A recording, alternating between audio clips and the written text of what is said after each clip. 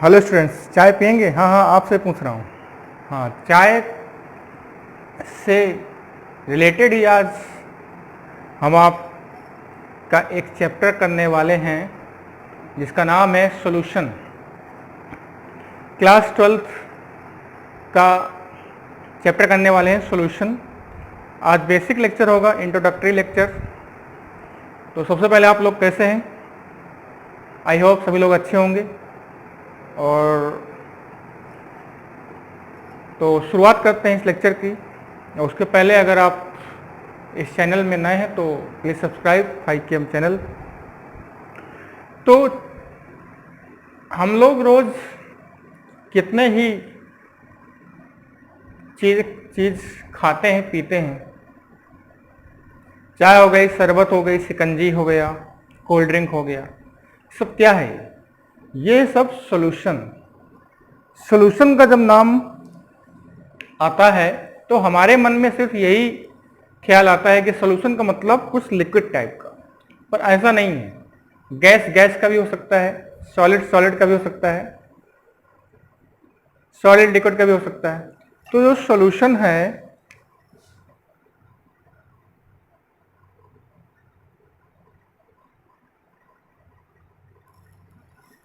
अब कोई भी चीज मिला दी जाए किसी दूसरे चीज में तो वो सॉल्यूशन नहीं होगा। सॉल्यूशन की पहली कंडीशन ये होती है, बहुत ही इंपॉर्टेंट चैप्टर है तो उसके पहले हम जैसे ही स्टार्ट कर रहे हैं तो आपको क्लास 11th का some basic concept of chemistry आना चाहिए। मोल कंसेप्ट, कंसंट्रेशन के सारे वर्ड्स, मोलारिटी, नॉर्मेलिटी, पीपीएम वगैरह आना चाहिए, तभी आपको ये चैप्टर अच्छे से समझ में आएगा। अगर आपको ये नहीं आता है तो क्लास 11th में some basic concept of chemistry lecture 1, lecture 2 इस तरह से टाइप करके आप पूरा पहले रिवाइज कर लीजिए, फिर देखिए, अदरवाइज ये समझ में नहीं आने वाला है। सॉल्यूशन, तो पहली कंडीशन ये है कि सॉल्यूशन जो होता है होमोजीनियस मिक्सचर होता है। It is a homogeneous mixture. इसका जो कंपोजिशन होता है यूनिफॉर्मली होता है, यूनिफॉर्मली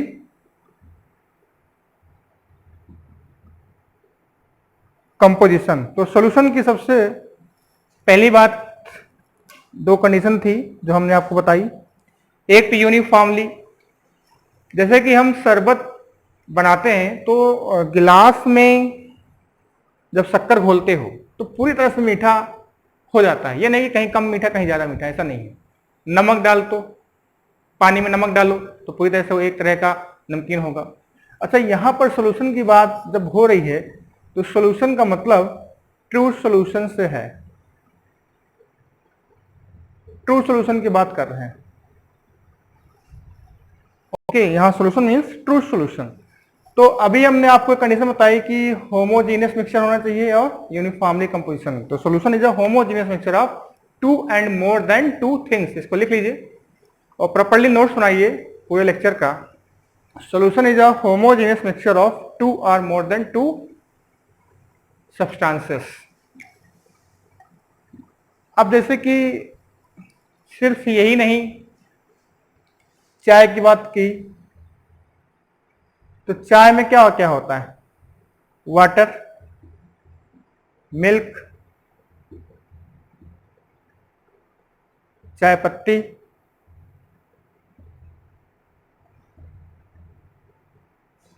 शुगर।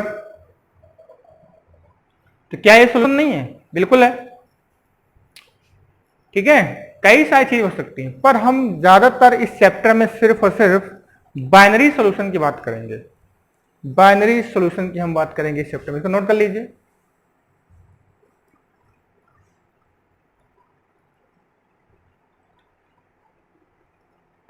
तो इस चैप्टर में हम बात करने वाले हैं बाइनरी सॉल्यूशन की।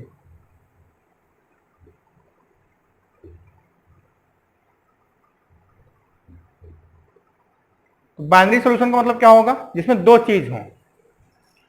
अब दो चीजों से एक चीज समझ में आई कि क्या क्या होगा इसमें। तो सॉल्यूशन के दो कंपोनेंट होते हैं, एक होगा सल्यूट और दूसरा होगा सॉल्वेंट। हमेशा सॉल्यूशन में दो कंपोनेंट होंगे, एक होगा सॉल्यूट, दूसरा होगा सॉल्वेंट। सॉल्यूट जो होता है हमारा माइनर कंपोनेंट होता है और ये मेजर कंपोनेंट होता है।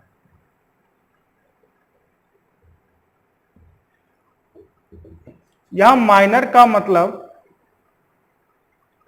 मिनिमम अमाउंट में होगा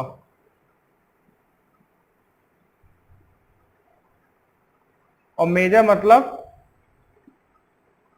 मैक्सिमम अमाउंट में होगा। Okay, minimum minor means minimum amount और मेजर मीन्स मैक्सिमम अमाउंट। अब अगर हम शरबत बनाएं,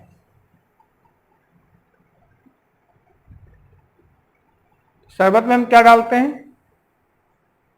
शुगर प्लस वाटर। तो शुगर तो कम ही डालते हैं, तो ये शुगर क्या हो जाएगा? सोल्यूट। आप एक एक टर्म अच्छे से समझते हुए चलिए। वाटर क्या हो जाएगा? सॉल्वेंट। ओके, जो पर कुछ लोग इसको ऐसे समझते हैं कि जो सॉलिड पार्ट है वो सोल्यूट है, जो लिक्विड पार्ट है वो सॉल्वेंट है। ऐसा कुछ नहीं है। ऐसा भी हो सकता है कि अगर हम दूसरा एग्जांपल अगर ले लें, 2 kg शुगर और 50 ml वाटर, क्या ये सॉल्यूशन है? हाँ है, बिल्कुल है, ये सॉल्यूशन है। अच्छा, इसमें क्या सोल्यूट है, क्या सॉल्वेंट है? तो sugar is not solute here. यहां पर सोल्यूट है आपका वाटर। सोल्यूट क्या है? वाटर। और सॉल्वेंट क्या है? सॉल्वेंट यहां पर है शुगर। तो इसका मतलब कुछ लोगों के दिमाग में ये होता है कि जो कम अमाउंट में है या सॉलिड अमाउंट में है, कम अमाउंट में है पर सॉलिड अमाउंट में है वही सोल्यूट होता। ऐसा कुछ नहीं है। शरबत में जरूर शुगर सोल्यूट है और वाटर जो है सॉल्वेंट है। तो ये आपको अच्छे से समझ में आना चाहिए। इसको आप नोट कर लीजिए, नोट्स प्रॉपर्ली बना लीजिए। अच्छा, मैं बाबा कह रहा हूं क्योंकि आप देख ही रहे हो कि सोल्यूशन है, इसमें सोल्यूट सॉल्वेंट सब कुछ आ रहा है। तो इसमें जितने भी कंसंट्रेशन के टर्म्स हैं, जो some basic concept of chemistry में पढ़ा है, आप उसको रिकॉल करिए, या तो फिर क्लास 11 के भी लेक्चर चल रहे हैं। मोल कंसेप्ट आना चाहिए इसमें, पूरा न्यूमेरिकल बेस्ड है। 3 to 4 मार्क्स का CBSE आता है, तो आप इसको अच्छे से रिवाइज कर लीजिए। तो मैंने अभी आपको बताया कि अगर हम सॉल्यूशन की बात करते हैं तो इसमें हमेशा ये नहीं होता है कि सॉलिड ही सोल्यूट होगा और जो लिक्विड पार्ट होगा वो सॉल्वेंट होगा, क्योंकि ऐसा भी तो हो सकता है कि दोनों सॉलिड हो। अब यहां पर कुछ अलवाएं हैं, जैसे Germany silver, German silver, bronze, brass. तो अगर कुछ सॉल्यूशन की अगर हम बात करें, तो अगर हम ब्रास की बात करें, ब्रास में क्या होता है? कॉपर और जिंक। ब्रोंज की बात करें, ब्रोंज में क्या होता है? Copper and tin. और जर्मन सिल्वर में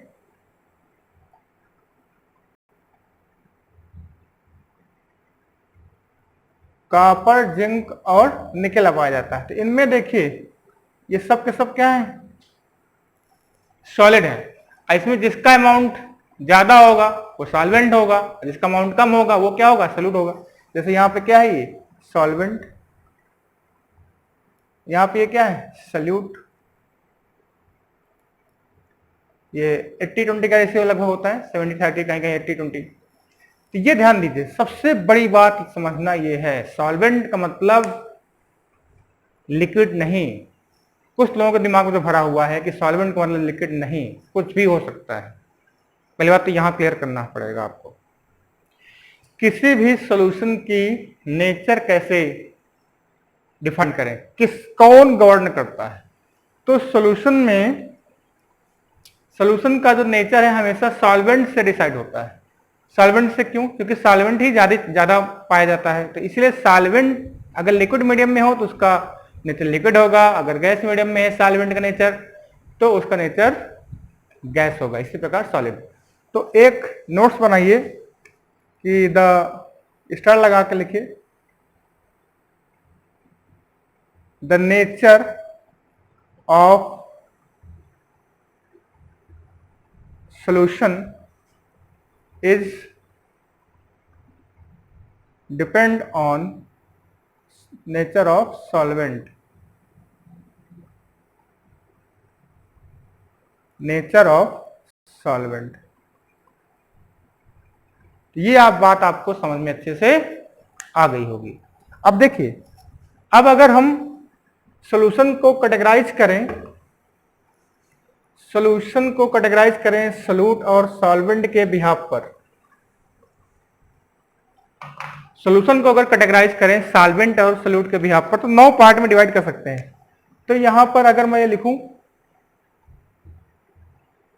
सॉल्वेंट, यहां पर सोल्यूट, यहां पर नेचर, तो यहां पर क्या क्या हो सकता है? तो आप देखिए, अगर सबसे पहले हम सॉलिड ले लें तो सॉलिड में 3 चीज हो सकती है, या तो सॉलिड का सॉलिड के साथ, या लिक्विड के साथ, या गैस के साथ। पहला पार्ट, अगर हमारा सॉल्वेंट और इसका नेचर क्या होगा? सॉलिड ही होगा। नेचर ऑफ सॉल्यूशन, क्यों? क्योंकि अभी हमने नोट्स लिखाया कि जो सॉल्यूशन का नेचर होता है वो सॉल्वेंट पर डिपेंड करता है। सॉल्यूशन का जो नेचर है वो सॉल्वेंट पर डिपेंड करता है। तो अगर ये सॉलिड है तो भले ही सोल्यूट सॉलिड है या फिर दूसरी पार्ट में लिक्विड हो या गैस हो, पर नेचर सॉल्यूशन का नेचर क्या होगा? सॉलिड होगा। जो ज्यादा अमाउंट होगा उसी का नेचर होगा। इसी प्रकार अगर मैं यहाँ पर लिक्विड ले लूं, यहां पर भी पहला सॉलिड, दूसरा लिक्विड, तीसरा गैस, तो इसका नेचर क्या होगा? लिक्विड। या आप टेबल बना लीजिए। तीसरा, अगर हम गैस ले लें, तो अगर हम गैस ले लें तो इसमें भी सॉलिड, लिक्विड और गैस। सोल्यूट तो कुछ भी हो सकता है, इसका नेचर क्या होगा? गैस, इसका सॉल्यूशन का गैसियस होगा। अब आप विजुलाइज करिए, इमेजिन करिए सभी के एग्जांपल्स क्या हो सकते हैं। हम आपको बता रहे हैं, आप इसको नोट बना के बताइएगा और सोचिए क्या क्या एग्जांपल हो सकते हैं। 1 से 3 तो 9 सोल्यूशन हुए। कितने सोल्यूशन के टाइप हुए? 9 तरह के सोल्यूशन हुए। आपको अच्छे से इसको पढ़ना है। अब एक एक करके मैं बता रहा हूं, आप इसको नोट करते रहिए और खुद से सोचिए क्या होता है। सॉलिड का सॉलिड के साथ, अभी तो बताया, ब्रॉन्ज, ब्रास। सॉलिड का लिक्विड के साथ, सॉलिड हो और लिक्विड हो, पर सॉलिड ज्यादा हो, लिक्विड कम हो। क्या हो सकता है?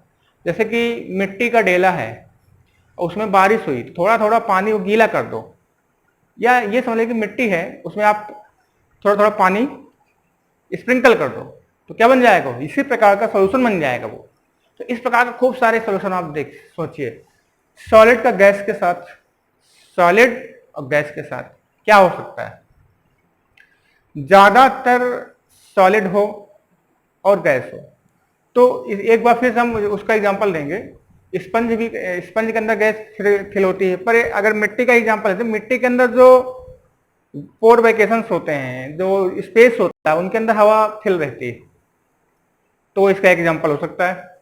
ओके। लिक्विड का सॉलिड के साथ, लिक्विड ज्यादा हो, सॉलिड कम हो, बहुत sugar salt solution, sugar solution. Liquid का लिक्विड के साथ कई सारे दो केमिकल्स आपस में मिला दो, और लिक्विड का लिक्विड के साथ, लिक्विड के गैस के साथ यही कोका कोला, पेप्सी कोला। ठीक है। इसके बाद गैस का सॉलिड के साथ एग्जॉस्ट एयर। एग्जॉस्ट एयर जो होती है ऑटोमोबाइल एग्जॉस्ट, उसमें डस्ट पार्टिकल डिस्पर्स रहते हैं, तो वो इसका एग्जांपल हो जाएगा। गैस लिक्विड जो ओस गिरती है और जो फॉग का मौसम रहता है, और गैस का गैस के साथ एयर, खुद एक गैस का गैस के साथ है। तो इस तरह के तुमने देखा कि सब के सब 9 एग्जाम्पल हमने दिए। अब इसको आपको समझना है। अब बात ये होती है, आप इसको अच्छे से नोट कर लीजिए कि कोई चीज कैसे किसी चीज में डिजॉल्व होती है, कोई चीज कैसे किसी चीज में डिजॉल्व होती है। तो आप लिखिए हेडिंग डालिए डिजोल्यूशन। तो ये जितने भी हमने 9 टाइप के आपको सॉल्यूशन बताए, इनको आपको देखना पड़ेगा। अब आप हेडिंग डालिए डिजोल्यूशन।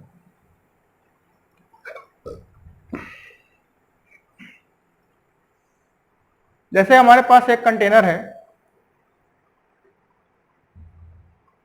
अब यहां पे एक सब्सटेंस है, कोई लिक्विड, हमने यहां पे कोई चीज डिजॉल्व की,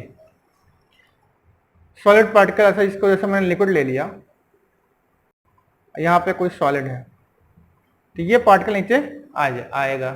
अच्छा, हम बेसिकली 9 में जो इस चैप्टर में डिस्कस करने वाले हैं, तो लिक्विड प्लस सॉलिड और लिक्विड प्लस गैस ज्यादातर 2 तरह के बाइनरी सॉल्यूशन ट्रीट करेंगे। तो डिसोल्यूशन क्या है? तो किसी चीज के घुलने के प्रोसेस को, ठीक है, क्या कहते हैं? घुलने की प्रोसेस को डिसोल्यूशन कहते हैं। द प्रोसेस ऑफ सॉल्बिलिटी, लिख लीजिए इसको,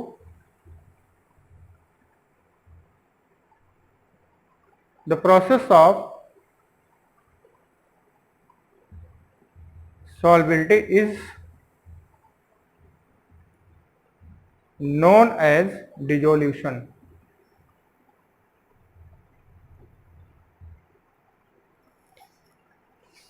ठीक है, घुलने के प्रोसेस को क्या बोलते हैं? डिसोल्यूशन। अच्छा, इसके आगे हम बताएंगे कैसे होता है डिसोल्यूशन, कैसे होता है। उसके पहले हम बताते हैं कि एनसीईआरटी में दिया हुआ है कि वाटर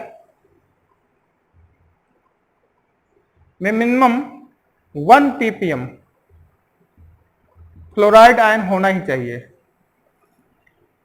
1 ppm से कम नहीं। ये तो आपका नेसेसरी है कि 1 ppm पार्ट्स पर मिलियन आपने पढ़ा होगा।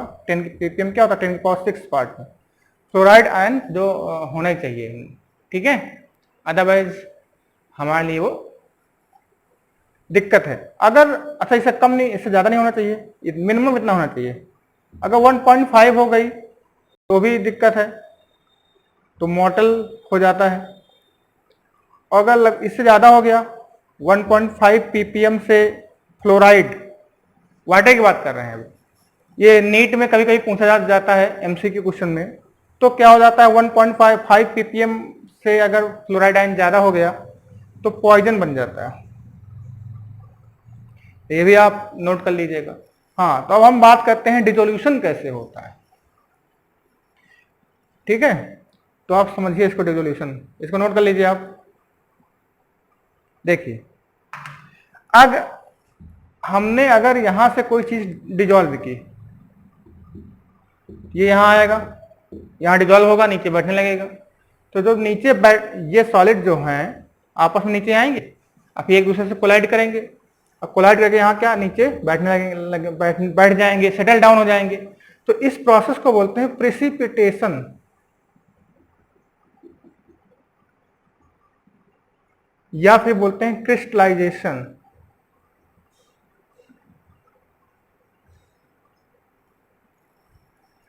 प्रेसिपिटेशन या crystallisation.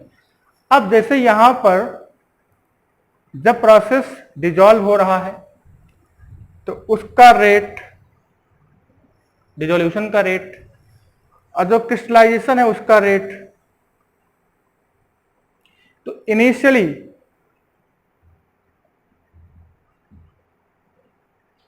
Means t equal to 0 पे जो हमारे डिसोल्यूशन का रेट होगा वो ज्यादा होगा। किससे? क्रिस्टलाइजेशन से। अब अंडरस्टूड वाली बात है, जब हम कुछ चीज घोल रहे हैं शुरुआती दौर में तो वो तो ज्यादा घुलेगा, फिर कुछ समय बाद ऐसा होगा कि ये ज्यादा घुल जाएगा आफ्टर सम टाइम, t बराबर t1 पर क्या हो जाएगा,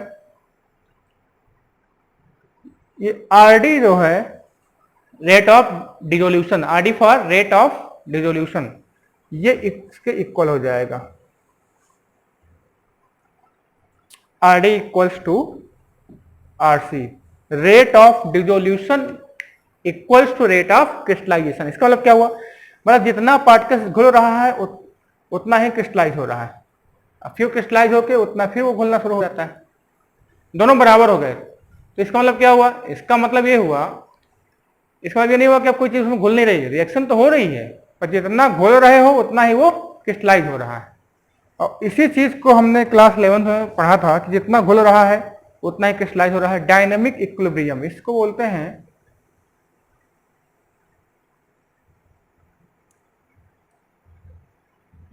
डायनेमिक इक्विलिब्रियम में rate of dissolution rate of crystallisation से ज्यादा हो जाता है। ओके, और अगर रेट ऑफ क्रिस्टलाइजेशन ज्यादा हो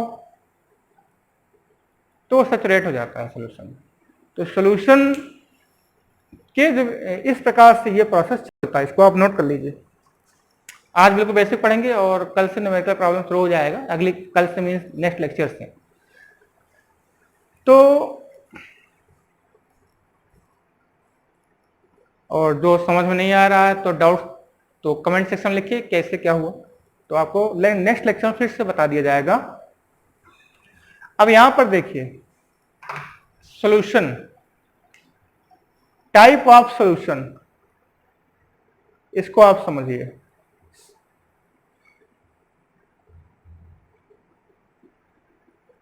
पहला तो होगा सैचुरेटेड सॉल्यूशन, दूसरा क्या होगा अनसैचुरेटेड,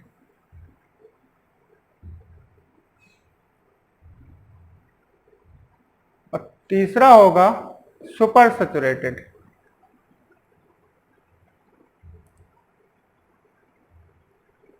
अब इनको समझते हैं क्या है। सबसे पहले सैचुरेटेड सॉल्यूशन। सैचुरेटेड सॉल्यूशन पढ़ने के पहले हमको पढ़ना पड़ेगा सॉल्बिलिटी।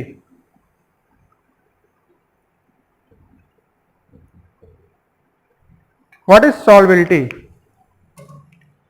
The maximum amount of solute, इसके डेफिनेशन लिख लीजिए।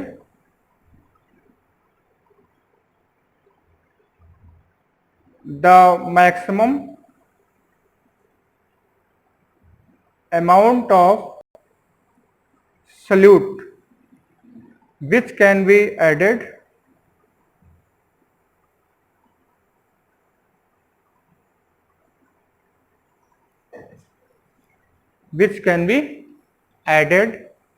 in solvent, 100 ग्राम भी कर सकते हो आप, solvent at certain temperature and pressure, P for pressure और T फॉर टेम्परेचर।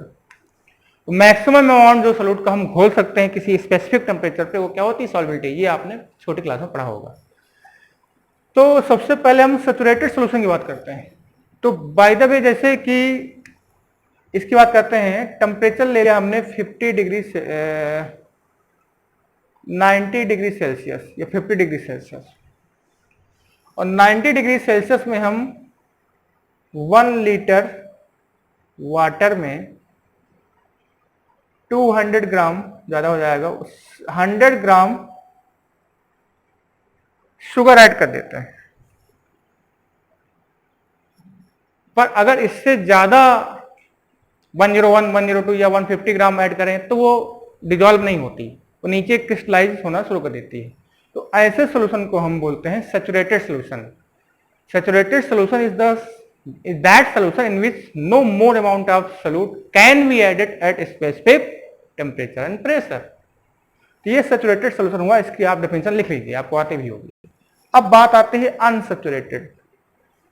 अनसैचुरेटेड जैसे एल्कीन होता है उसमें ले लेता है, उसी प्रकार से आप इसको याद कर लीजिए। अनसैचुरेटेड में मतलब कि आप amount can be added, amount of solute can be added. जैसे कि किसी गिवन टेम्परेचर पर अगर हम सोल्यूट का अमाउंट ऐड कर दें, amount of solute can be added, तो वो अनसैचुरेटेड सॉल्यूशन हो जाता है। अब सबसे इंपॉर्टेंट यहां पर जो टॉपिक बच रहा है वो है आपका सुपर सैचुरेटेड। तो सुपर सैचुरेटेड में ये क्या है, जैसे मैंने एक व्हीकल ले लिया, अब यहाँ पे कोई सॉलिड मैंने यहाँ पे डिजोल्व किया तो घुलता चला गया, एक समय और टेम्परेचर पहले ले लिया 30 डिग्री सेल्सियस पर। अब जैसे कि मैंने इसमें कोई चीज 20 ग्राम सल्यूट डिजोल्व कर दिया है, अब हम 21 लेते हैं तो डिजोल्व नहीं होता, तो हम क्या करेंगे, अब टेम्परेचर को रेज कर देते हैं। अब टेम्परेचर कर दिया 50 डिग्री सेल्सियस, तो अब और उसमें सल्यूट ऐड कर सकते हैं। जब हम टेम्परेचर को रेज कर रहे हैं तो सल्यूट अमाउंट ज्यादा हो रहा है, फिर इसके बाद हम स्लोली कूल कर देते हैं इसको। जैसे टेम्परेचर रेज किया, सल्यूट बन गया, ऐड हो गया, तो इसके बाद हम ध्यान देना हर एक लाइन को स्लोली कूल्ड कर देते हैं, धीरे धीरे उसको ठंडा कर लेते हैं, तो वो वाला जो सोल्यूशन होगा तो उसको हम बोलते हैं सुपर सैचुरेटेड। अच्छा, अगर हम फास्ट इसको कूल करेंगे, तुरंत टेम्परेचर गिरा देंगे तो ये क्रिस्टलाइज हो जाएगा, तो सुपर सैचुरेटेड सोल्यूशन नहीं है। अच्छा हाँ, अगर उसमें 2-3 जैसे शुगर डाला, तो अगर हम 1-2 क्रिस्टल भी अगर शुगर के डाल दें तो वो क्रिस्टलाइज हो जाएगा, तो वो सुपर सैचुरेटेड सोल्यूशन नहीं होगा। तो आज के लिए इतना ही रखते हैं। ये बेसिक लेक्चर था, इंट्रोडक्टरी। जो भी क्वेश्चन आपको नहीं समझ में आया आप कमेंट सेक्शन में करिए, प्रॉपर नोट्स बनाइए। नोट्स नहीं बनाएंगे तो आपको कुछ भी समझ नहीं आएगा। और मिलते हैं नेक्स्ट लेक्चर में, और आप ऐसे मुस्कुराते रहिए। Okay, thank you.